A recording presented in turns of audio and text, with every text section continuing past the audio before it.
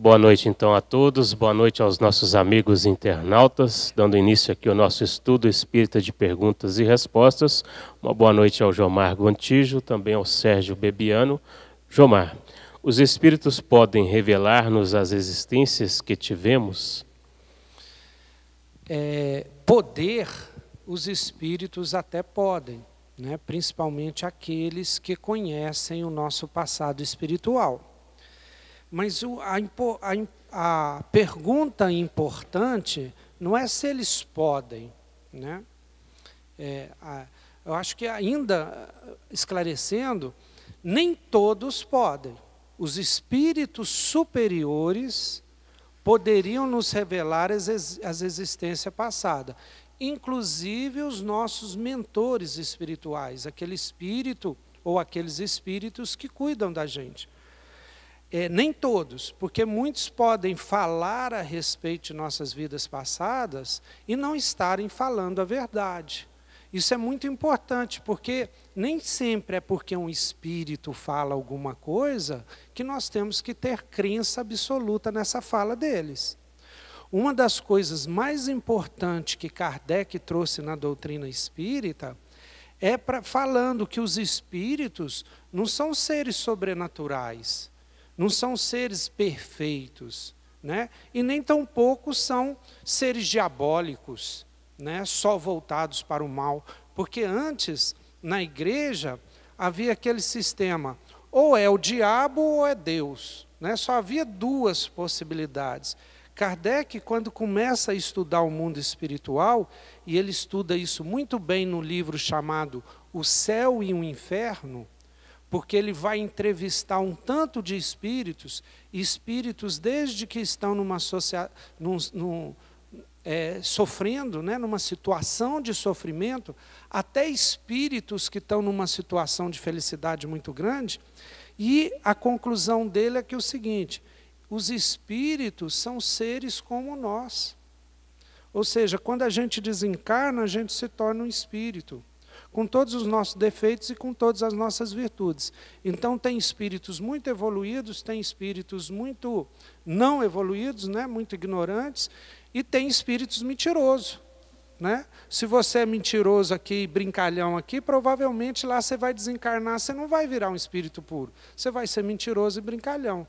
Então tem um espírito lá que Kardec fala que é esse espírito brincalhão, né, zoador, zombeteiro, né?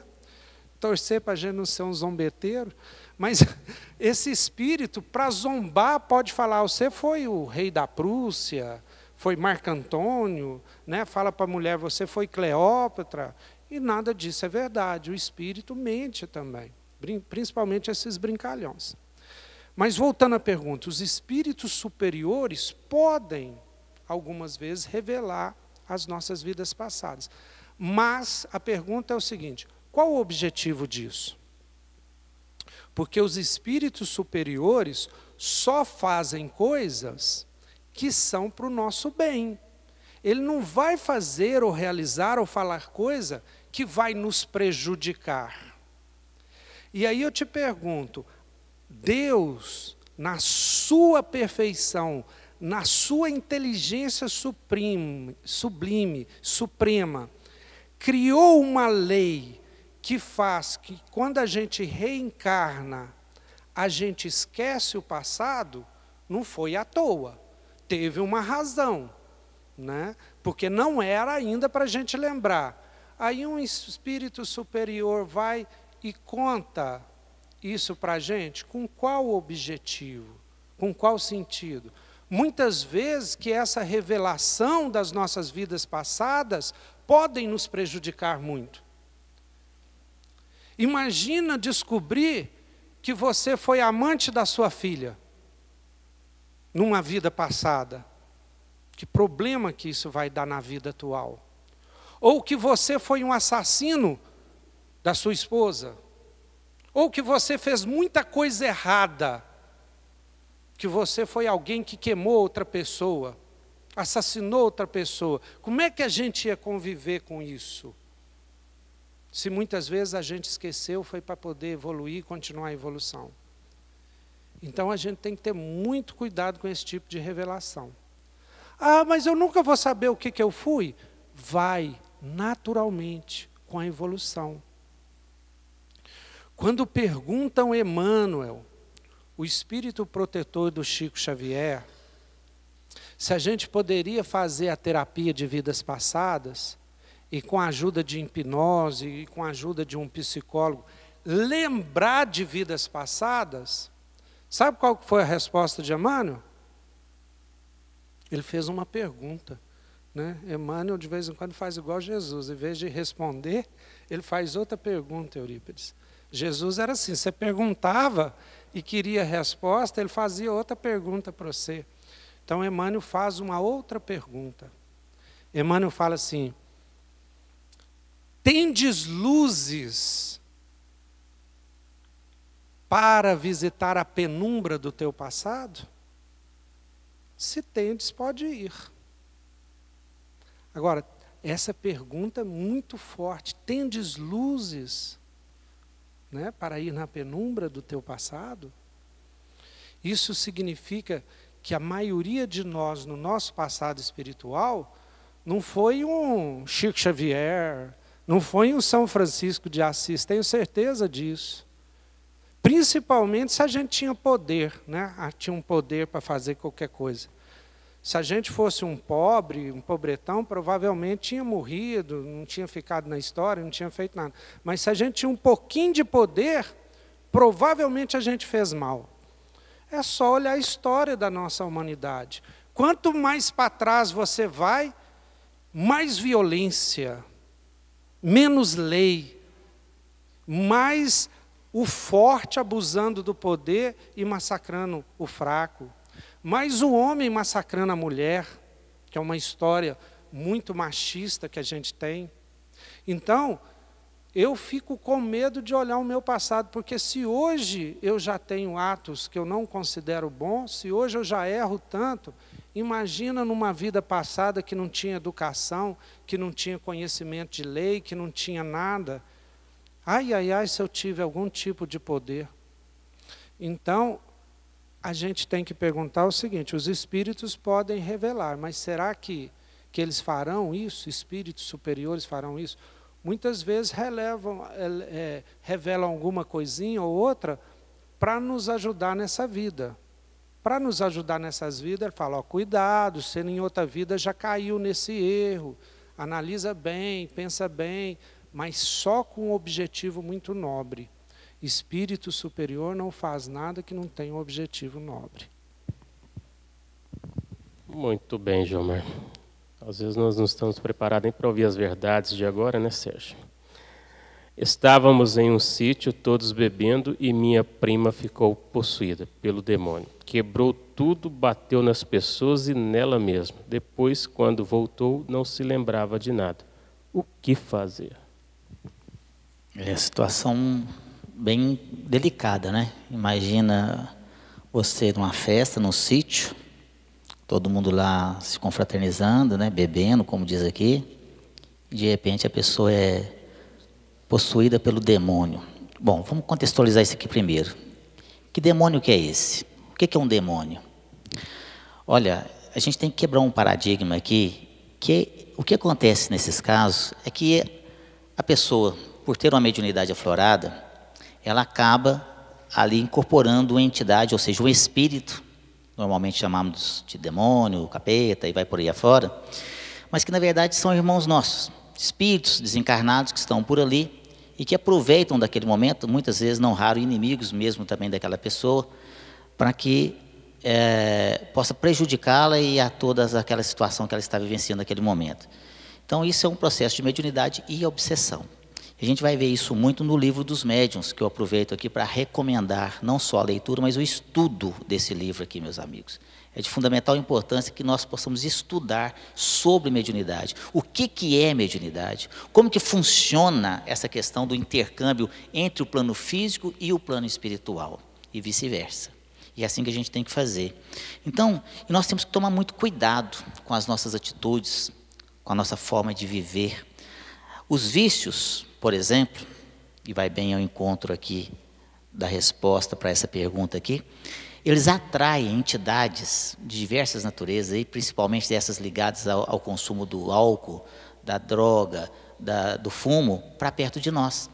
Então, essa nossa irmã que acabou dando manifestação e quebrou tudo, bateu nas pessoas, bateu nela mesma, não raro é taxada como uma pessoa que surtou, uma pessoa que ficou doida, uma pessoa que deu um tilt ali e acaba sendo, às vezes, constrangida a ser internada numa casa de tratamento psiquiátrico.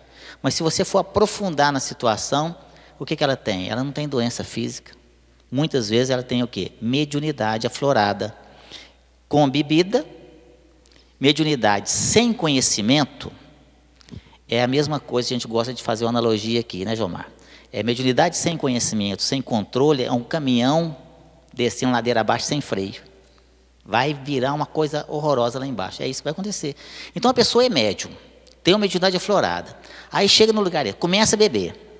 Ali está pululando de entidades ali que gostam dessa farra, que gostam da bebida, que gostam do fumo, que gostam das drogas. E vão se aproximar dessa pessoa. Ao se aproximar, elas acabam ali aproveitando essa oportunidade e dão ali a manifestação, ou seja, incorporam naquela pessoa. E quando a pessoa não tem controle, ou seja, ela não tem domínio de si, ela não tem conhecimento do que é mediunidade, ela não sabe controlar essa mediunidade, a entidade faz dela gato e sapato. E sai sim, quebrando tudo, quebra tudo. Uma força, interessante a gente ressaltar aqui, tem uma força descomunal. Junta 4 pessoas fortes ali, junto dessa pessoa, que às vezes é fraquinha, magrinha, ela bate nos 4. Bate em todo mundo, quebra tudo, bate nela mesmo, na pessoa. E depois, quando a entidade se afasta, que a pessoa volta a si, ela fala assim, não tô, como ela fala aqui, não se lembrava de nada. Não lembra mesmo não, o que aconteceu? Quem quebrou tudo aqui? Nossa, por que eu estou toda machucada? Não, o que aconteceu com você? Por que você está todo machucado? Ela não se lembra o que aconteceu, porque não foi ela. A entidade naquele processo de incorporação ali, quase que num processo de possessão, de subjugação ali, ela faz gato e sapato ali daquela pessoa, do médium. Então nós temos que tomar muito cuidado com essas questões. Nós temos que compreender, meus queridos, é importante a gente ressaltar aqui, por que às vezes as pessoas aí, os neófitos principalmente, os internautas que estão nos assistindo aí agora, mas por que esses espíritos ficam ali incorporando nessa pessoa ali? Por diversos motivos. Muitos deles porque gostam da bebida, e aí ficam ali junto com aquela pessoa, e não só no médio ostensivo, viu? Em todos. Se a pessoa ali, vai aqui uma ressalva para todos aqui, a pessoa gosta de beber, a pessoa gosta de fumar, gosta de usar drogas, está nos vícios diversos, da gula, entidades dessa natureza, que gostam daquilo também, vão estar perto, sugando ali as energias, bebendo junto, fumando junto, bebendo não o líquido, mas as emanações alcoólicas. Como o espírito ele não tem um corpo físico, ele não consegue pegar um copo como esse para beber. Então ele se aproxima de quem gosta de beber, e induz a pessoa que já tem uma queda para bebida, por exemplo, e a pessoa vai começar a beber, e ele vai sugar aquelas emanações alcoólicas, se satisfazendo daquele suposto prazer. Então não muda nada. O espírito, no plano espiritual, é o mesmo de nós aqui, como o João Marcos colocou. Se a pessoa que gostava de beber, gostava de fumar, quando ela desencarnar, ela vai continuar gostando da mesma coisa. Se ela não quiser receber ajuda, e normalmente assim o fica por aí vagando entre os encarnados que se afinizam pelos mesmos gostos. E aí também tem aqueles outras entidades que estão ligadas àquela pessoa pelos vínculos dos erros do passado, da qual ela quer ali realmente prejudicar a pessoa, por vingança e tudo mais. Então, todos nós, mas principalmente os médiuns também, muito cuidado com as nossas ações, muito cuidado com as nossas atitudes. O orai e vigiai de Jesus, ele é para sempre. Então, procurar, principalmente o médium, procurar um centro espírita sério, para estudar sobre mediunidade, para ter o controle ali da sua mediunidade. Porque quem manda no nosso corpo somos nós. Mas se você não tiver conhecimento, você vai virar um joguete aí na mão dessas entidades. É isso.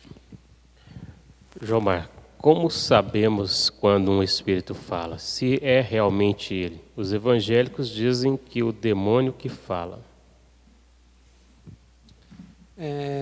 Pois é, né? Eu acabei de falar na minha resposta anterior que antes de Kardec você tinha essa ideia que é o demônio que fala, né? Ou é Deus que fala. E interessante que durante a Idade Média, os médiuns, né, ou era categorizado como bruxo, o demônio fala, ou era santo, né? Quando Deus fala, o anjo fala. Então nós tivemos poucos santos e muita gente tido como bruxo ou tido como alguma coisa, porque eram médiuns e, na verdade, espíritos falavam com ela. A primeira coisa a falar sobre o demônio é que ele não existe. Naquela ideia de um ser criado só para o mal, né, isso não existe. O que tem no Evangelho lá, diabo, né, é o inimigo, é o adversário, é isso que significa a palavra. Demônio, do grego, daimon, gênio, era tanto bom quanto mal. Sócrates, o grande filósofo, tinha o seu daimon pessoal, que era o seu gênio, que eu aconselhava. Tem algumas histórias interessantes sobre isso. Então, nem na mitologia, na história grega, ou na história judaica, havia esse personagem, né? Agora, personagens que faziam mal, voltados ao mal, né? Isso sempre houve. Mas são como nós, por exemplo, nós poderíamos colocar alguém voltado para o mal, alguém que é violento, né? Um assassino, alguém que faz as coisas em forma do próprio egoísmo, mas é porque ele tem interesses próprios. Então, por exemplo, o Sérgio estava falando aí de um indivíduo, né, um espírito, que usa o outro como copo, porque ele não consegue beber, então ele influencia o Eurípides. Vou pegar você, Eurípides, como exemplo, mas pega o Eurípides e influencia o Eurípides para beber e fica ali pertinho sentindo, né, aquele estado, aquele torpor, junto, em sintonia com Eurípides, porque ele não pode beber, mas ele pode ficar ali juntinho e sentir alguma coisa. Ele tem um interesse. Ele está querendo sentir os efeitos do álcool e da bebida que ele não pode mais sentir, a situação dele não permite mais. Um espírito, por exemplo, que quer vingar do outro, aí ele prejudica o outro porque ele tem aquele interesse de vingar. Então sempre tem um interesse. Ele não é mal por ser mal, ele tem um interesse ali que ele acaba prejudicando e fazendo mal por causa do interesse dele. Então, as doutrinas, né, antes do Espiritismo, né, a igreja cristã, no longo de quase 2 milênios, depois também os evangélicos que vieram, eles não têm um conhecimento profundo dessa área. Esse conhecimento profundo, ele só aconteceu quando estudiosos começaram a pesquisar. E isso começou efetivamente na França, no século XIX, quando um pedagogo, que era um homem da ciência, chamado Hippolyte Léon Denisard Rivail, né, começou a estudar esses fenômenos e escreveu tudo o que ele aprendeu sobre isso e acabou chegando até nós como o Espiritismo, porque exatamente trata da relação dos homens com os espíritos, e ele ficou conhecido como Allan Kardec, exatamente porque um espírito superior um dia revelou para ele que numa vida anterior ele havia sido um druida francês, que era tipo um pajé nosso, né? Um padre, alguém nesse sentido. Em várias vidas passadas dele, né, várias para trás, ele tinha sido um druida que chamava Allan Kardec. Aí ele adotou esse nome Allan Kardec, porque ele já era muito famoso como educador na França. E ele não queria que o nome dele, que era famoso, influenciasse na divulgação daquele novo conhecimento. Ele queria que alguém totalmente desconhecido editasse para ver se aquilo tinha eco na sociedade. Então ele usou o nome de Allan Kardec, que era totalmente desconhecido, e o primeiro livro que ele editou, em 1857, chamava O Livro dos Espíritos, com mais de 1000 perguntas dirigidas aos espíritos, perguntando, a primeira, por exemplo, o que é Deus? Né? E depois um tanto de perguntas. Esse é o livro que todo mundo tem que estudar para entender um pouco o que é isso, para entender, por exemplo, que não é demônio que fala, né? Mas também não é Deus que fala, são espíritos, né? Com toda a problemática que isso envolve. E dá um desconto, né? Porque foi um livro escrito há mais de 150 anos, então o conhecimento humano naquela época era um pouco diferente do conhecimento que a gente tem hoje. Mas é um livro perfeitamente legível, a gente dá para ler, dá para entender. E se a gente lê esse livro, muda a nossa vida, muda a nossa concepção. Porque a gente vê a realidade, o mundo, as pessoas, de uma forma diferente. Por exemplo, a maioria dessas crenças, e muitas delas geram medo, né? A gente fala em demônio, quem não conhece até treme, né? Diabo. E aí não, com o conhecimento a gente fica numa tranquilidade, porque não é mais crença, não é mais fé, é conhecimento, né? E com tanta lógica, com tanto sentido, que a crença e a fé ela é natural, pela lógica, pela razão, e não por um mito, né? Porque essa questão de demônio, por que a gente acredita nisso? Porque vem falando isso para a gente desde o nascimento, né? Vem pregando isso, é aquele tipo de coisa, uma mentira quando falada muitas vezes, você acaba acreditando. Por que a gente acredita em demônio? Cultura, tradição. Mas quando você vai pensar, não faz sentido um ser voltado só para o mal, para prejudicar os outros, né? Não faz sentido. Não faz sentido Deus permitir um ser assim. Não faz sentido Deus, na sua soberana justiça, no seu soberano poder, permitir que haja um ser assim. Tem que ter uma outra explicação mais racional para a existência de seres malignos. Seres malignos existem, mas existem porque eles têm algum interesse que eles querem. Alguma coisa eles querem, por isso que eles são malignos.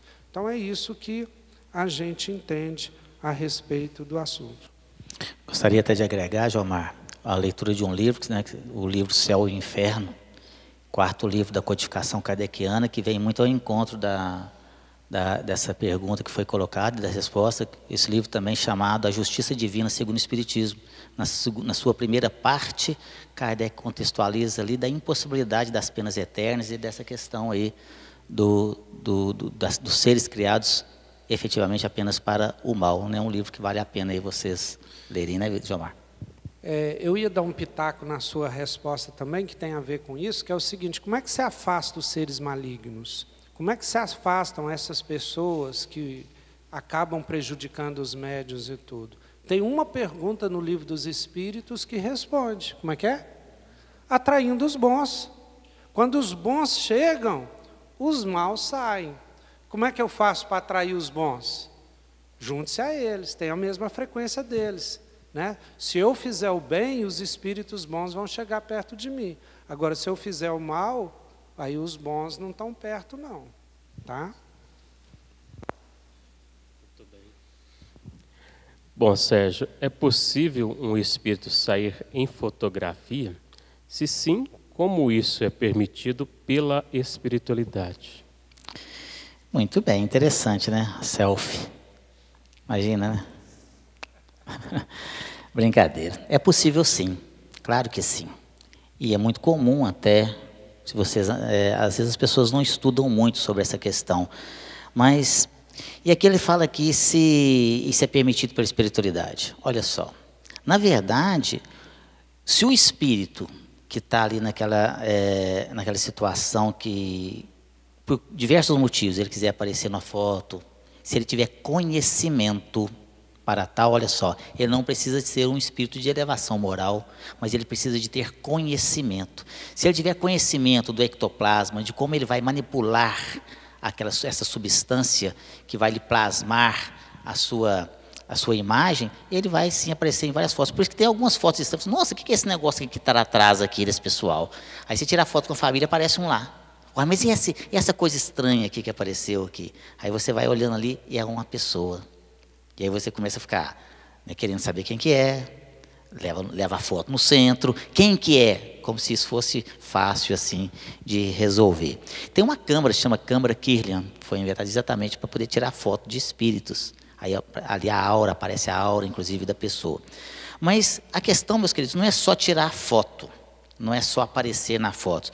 Também existe a possibilidade de se materializar e você conseguir pegar, tocar no espírito. Olha só, você também pode tocar ali naquela entidade. Tem um livro que eu gostaria de sugerir, eu gosto muito que as pessoas estudem, por isso que a gente sempre dá aqui algumas sugestões de obras espíritas. E tem um livro que chama No Invisível, de Leon Denis. Leon Denis é um espírito maravilhoso, fantástico, de grande aí conhecimento. E tem esse livro chamado No Invisível, que ele retrata ali todas essas questões das materializações ali dos espíritos, nas suas reuniões, nos estudos que ele faz, inclusive com as fotos. A foto da materialização do espírito, o ectoplasma saindo das pessoas, do doador do ectoplasma, e ele sai de todos os orifícios, sai da orelha, sai do nariz, sai da boca, sai dos olhos, e vai saindo ali uma substância, como se fosse uma espuma branca. Ele sai, o doador, o médium, está ali deitado ou sentado, e o ectoplasma sai, e o espírito se materializa ali do lado. Depois, quando desmaterializa, o ectoplasma volta de novo para o corpo do médium. Olha só. E você pode conversar com o espírito, como eu estou conversando aqui com o Eurípides. Conversando, tocando nele.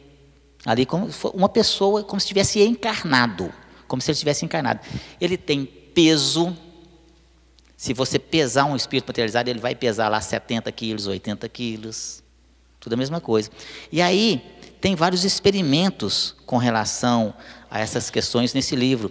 Quando Leon Denis mostra, através de fotos, por exemplo, quando o espírito materializa e enfia a mão dentro de um recipiente de cera líquida, quente, fervente, ali fervendo mesmo, e coloca lá, depois ele tira a mão, materializado que ele está, com a cera em volta. Imagina, aquilo ali com 200 graus, aquela cera. Espera secar, resfriar, e depois ele desmaterializa a mão e fica o molde em cera. Aquele molde que vai até no punho ali da pessoa. Imagina, é impossível. Primeiro que uma pessoa não conseguiria enfiar uma mão dentro de um recipiente, né, de cera líquida, fervendo. E segundo que depois, se assim ainda fosse possível, como é que você ia tirar a mão lá, se ela está seca, a cera seca até no pulso? Ia quebrar o molde. E o espírito desmaterializa e fica o molde prontinho ali das mãos, com os 5 dedos e o pulso tudo direitinho. Então, além desses, são vários experimentos que Leon Denis faz e mostra através das fotos e tudo mais, mostrando para nós como que funciona essa questão da materialização. E tem também experiências interessantíssimas que um grande cientista inglês, William Crookes, inclusive ganhador de prêmio Nobel, ele fazia experiências dentro da sua casa e materializava lá a Madame King. Ela se materializava, ele pesava ela andava para lá, andava para cá, pegava ali, encostava nela. A senhora Crookes, certa feita, a Madame King levou ela atrás de um biombo e falou assim: eu vou lhe mostrar uma coisa. E foi lá e tirou a roupa, mostrando para a senhora Crookes que ela, enquanto espírito materializado, tinha todos os órgãos do corpo físico normal. E olha só, está tudo aqui, está vendo? Eu tenho tudo, normal. De repente, depois, desmaterializava. Então, essa substância ectoplasma, muito utilizada pelos espíritos zombeteiros, que o João Mar falou no início aqui, para assombrar as casas. É o famoso aí jargão popular, as casas mal assombradas. Como é que funciona a casa mal assombrada? Por que tem essas questões das casas mal assombradas? Porque espíritos de natureza zombeteira, ou vingativa, ou ali infernizando, querem infernizar a vida daquela pessoa mesmo, quer deixar a pessoa dormir, quer, né, azucrinar a vida da pessoa, ele materializa ali, através dessa substância do ectoplasma, e começa a mexer nas coisas. Rasta cama para lá, abre porta de guarda-roupa, abre porta de geladeira, liga a televisão, estoura lâmpadas, abre janela, derruba garrafa, derruba copo, e faz de tudo. E as pessoas ficam loucas. Meu Deus do céu, e aí minha casa está assombrada, está cheia de assombração. O que são essas assombrações? Espíritos dessas naturezas aí, que o Jomar também colocou para nós aí. Então, o que fazer? Olha, nesses casos, culto do Evangelho no lar, procure uma casa espírita, estude sobre isso. Mas, né, respondendo a pergunta da nossa irmã, ou do nosso irmão aqui, é possível sim. Estude e fica aí a nossa sugestão para a leitura desses livros. Muito bem, Sérgio. Jomar, pessoas que fazem tatuagens exageradas pelo corpo todo, algum dano perispiritual?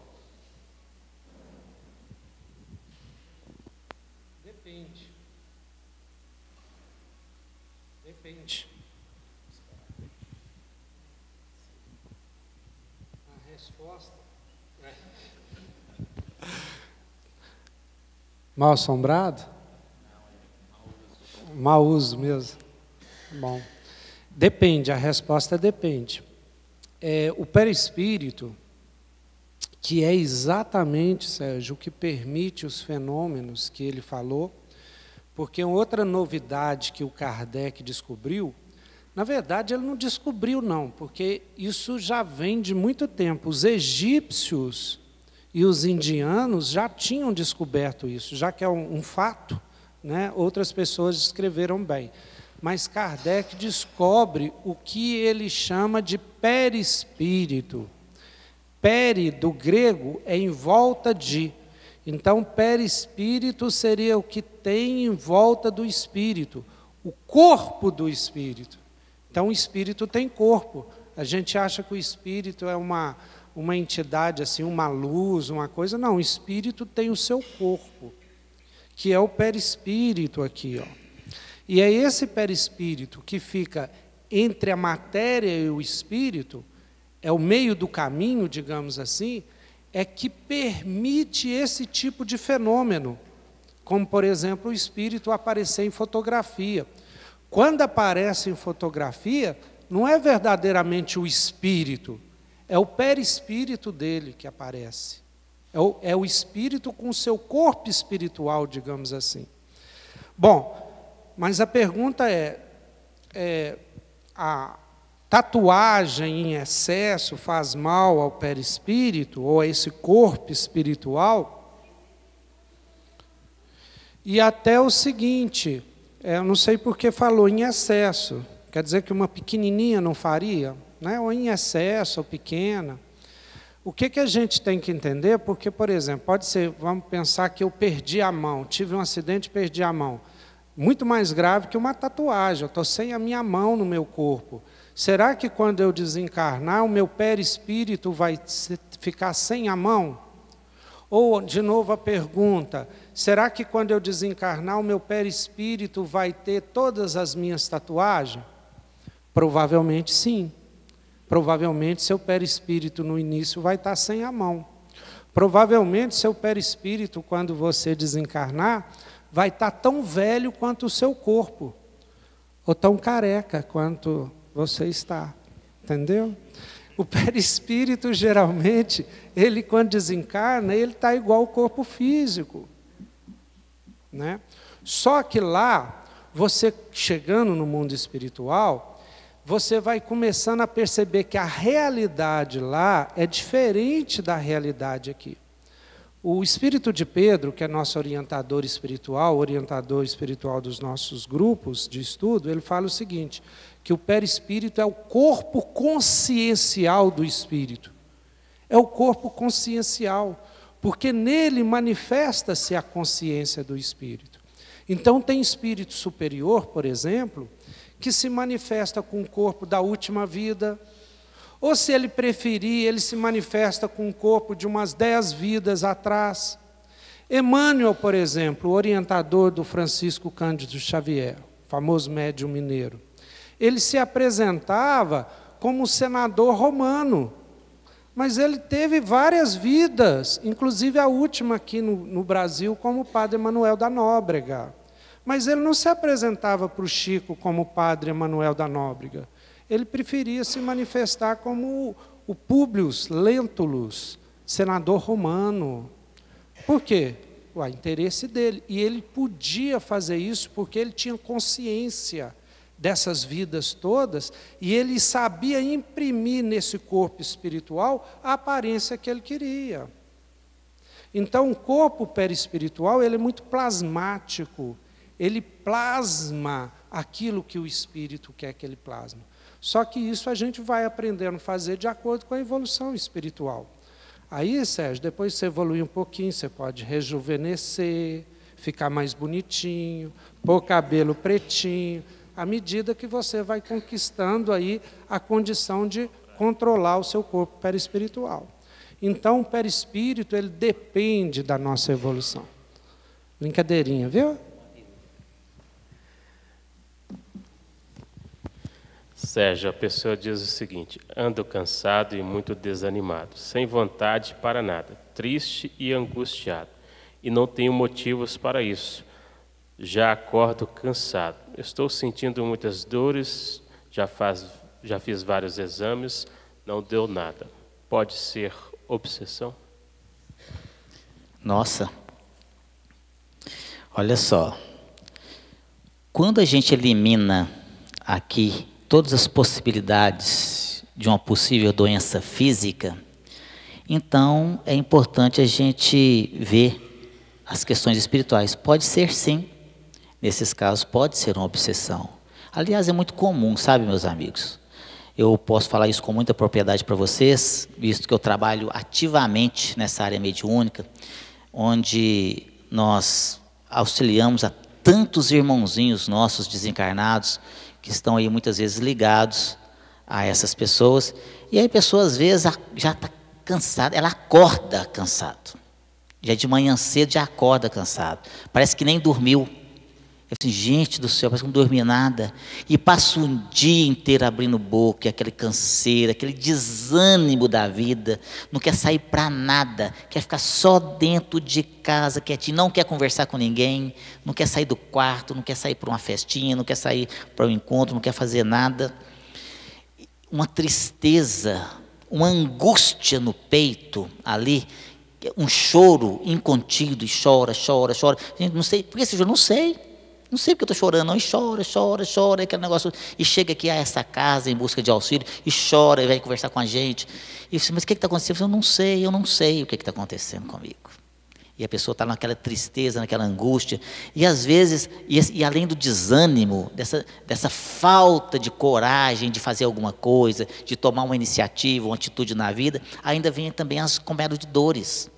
Dores em que a pessoa, às vezes, seja uma dor de cabeça, uma dor na nuca, uma dor nas costas, uma dor nas pernas, dor nos braços, e aquela dorada danada, é Maria das Dores. Dor para tudo quanto ela... E vai no médico, e faz tudo quanto é exame, e não dá nada. E o médico fala assim, você está melhor do que eu, minha filha, o que você está fazendo aqui? Eu falo, não, mas eu estou sentindo dor, está doendo, está isso, está aquilo outro. Quando você vai, então, pesquisar mais profundamente aquela situação, e a gente vai analisar, e o problema realmente é um processo obsessivo. Entidades que estão ligadas àquela pessoa, pelos mais diversos motivos, que em função do nosso diminuto tempo aqui, não vai dar para mim explanar tudo para vocês, mas são processos obsessivos de todas as naturezas, seja por vingança, seja por afinidade, seja porque a pessoa tem uma sensibilidade muito aflorada, e aquele espírito está sofrendo demais, e fica próximo daquela pessoa, para buscar ajuda, seja porque aquela entidade foi colocada perto daquela pessoa por um outro espírito que sim é inimigo seu. Olha só que situação, tem uma série de fatores aí, e aí a pessoa começa então a definhar, vai definhando, e isso vai chegando num ponto, se não buscar ajuda, que somatiza, ou seja, passa para o corpo físico mesmo, e aí a pessoa começa realmente ali, a ter os sintomas de fato, ali depois começa até a detectar isso aí realmente nas questões físicas medicinais. Ou seja, os exames começam também ali no futuro dar alguma situação, porque o perispírito, como colocado por Jomar, é o corpo do espírito. O perispírito, o MOB, o modelo organizador biológico, é que dá forma ao corpo físico. Então, quando o perispírito também está danificado, ele danifica o corpo físico. E o vice-versa, quando você danifica o corpo físico, você danifica o perispírito. Como o caso das tatuagens, por exemplo, que foi colocado aqui agora há pouco. Então, quando essa entidade se aproxima da pessoa, é colocado perto da pessoa, esse espírito, ao se aproximar, ele suga da pessoa um pouquinho da energia positiva que ela tem. E seja ali, às vezes, um espírito sofredor, que está perto dela porque foi colocado por uma outra entidade, ou que está perto dela ali porque quer proteger, quer prejudicá-la, ou mesmo porque ali passando perto dela, viu ela como um foco de luz ali, e se aproximou, e ela estava invigilante naquele momento. Então, quando o espírito se aproxima, ele se liga àquela pessoa, ele suga daquela pessoa um pouquinho da energia boa dela. Quando ele faz isso, ele se sente um pouquinho bem, ele melhora um pouquinho. Nossa, e aquela vai me ajudar mesmo. É aí que ele garra mesmo naquela pessoa. E aí vem outro, às vezes colocado por um inimigo seu do passado. Isso acontece muito mais do que vocês imaginam, meus queridos. Esse, olha, vem cá, espíritos de naturezas realmente vingativas, pega no plano espiritual o espírito sofrendo, que é o que mais tem no plano espiritual, é o espírito sofredor, vagando por aí. Vocês não acreditam, é inacreditável. E aí pega, eu só vou te ajudar. Engana ele, só fica perto daquela pessoa ali, ó. Fica perto dela, que ela vai te ajudar, você precisa de ver. E pega o espírito e coloca perto daquela pessoa. O espírito vai se aproxima daquela pessoa e começa a ficar ali sugando aquelas energias da pessoa. E, em contrapartida, ele passa para a pessoa um pouquinho da energia negativa dele. E aí a pessoa vai só abaixando, vai definhando cada vez mais. Mas hoje a medicina está muito evoluída também, meus queridos. Nós temos aí na OMS, que é a Organização Mundial de Saúde, a CID-10, as doenças espirituais. Nós temos aqui hoje, nesta casa, uma quantidade muito grande de médicos que frequentam aqui. Tem muitos médicos que trabalham aqui como voluntários, e tem uma quantidade muito grande de pacientes que são encaminhados para essa casa por médicos. A hora que chega e só falou, o doutor fulano de tal falou para te procurar aqui. Falou que o meu caso não é para ele, o meu caso é para você. Olha como que a coisa está evoluindo nesse processo aí de quebra de paradigmas. E aí, quando a gente vai aprofundar a situação, o processo realmente é obsessivo. Retirado essas entidades de perto da pessoa, acaba o sintoma. E a pessoa depois vai ter sua vida tranquila. E o que ela precisa é o quê? Ficar vigilante, ficar ali, né, nas preces, mudança de comportamento, principalmente, para que ela possa melhorar. Então, você que fez essa pergunta aí, ou alguém que esteja passando também por essa situação, procure aqui o Departamento de Acolhimento Fraterno da casa. Eu estou precisando de um tratamento espiritual. O bicho está pegando para o meu lado.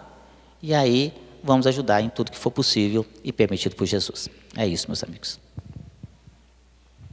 Muito bem, Sérgio. Jomar, no Apocalipse da Bíblia fala que caíram a terça parte das estrelas do céu na terra. Se isto acontecer mesmo, não existirá mais terra, certo? Mas não há aí uma contradição quando Jesus fala: bem-aventurados os mansos, pois herdarão a terra? Muito boa questão, e vai naquilo que eu já estava falando, que nós temos que estabelecer restrições, algumas restrições à tradição, à cultura e à própria linguagem. Porque, por exemplo, o Novo Testamento, o Apocalipse, os Evangelhos de Jesus, as cartas, né, as epístolas de Paulo e outros, foram tudo escrito há mais de 2000 anos. Todas as informações que a gente tem a respeito de Jesus ou estão nos evangelhos canônicos ou nos apócrifos que chegaram até nós, e Jesus nada escreveu. Então, a gente tem uma série de dúvidas a respeito. Por exemplo, o próprio Apocalipse dizem que foi escrito pelo apóstolo João na ilha de Patmos, e a gente não tem certeza de nada. E a linguagem do Apocalipse é uma linguagem muito simbólica, né? Uma linguagem muito, vamos dizer assim, figurativa, né? As estrelas caírem no céu, aí a gente imagina que é uma bomba atômica explodindo, né? Então, tudo lá é muito simbólico. o que a gente tem? Então, olha, Jomar, você não pode confiar em nada, Jesus nada escreveu, a gente não tem certeza. Então, o que a gente pode confiar?